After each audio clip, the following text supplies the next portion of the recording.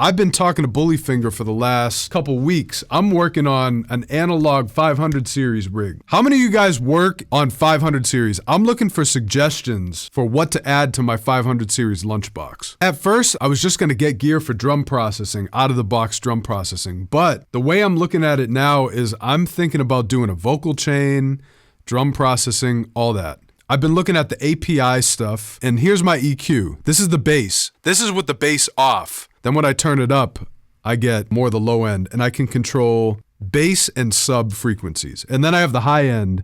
So this is with the high end turned all the way down. And then as I turn it up, that's how I get my bright sound. And then on the preamp, I have an API and a Neve emulation. So if I turn this up, this is the API. So this is what distortion sounds like on the API. And then this is the Neve. If I turn this up, this is the Neve color. This is how I run my mic into it.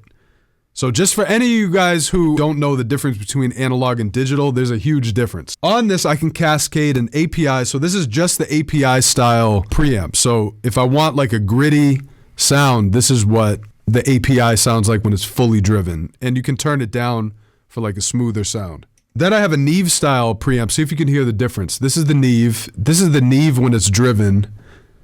So right now I'm driving the Neve, and this is the API when it's driven. Can you guys hear a difference? API, Neve. So what I do is I cascade the Neve and the API. That is why I like hardware, because you can just dial in the amount of grit you want, and each of the transformers and tubes and all that stuff, it has its own unique sound.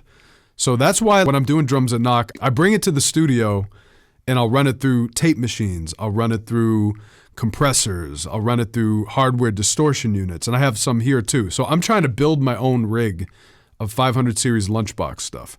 I've been looking at the API 550A, 550B.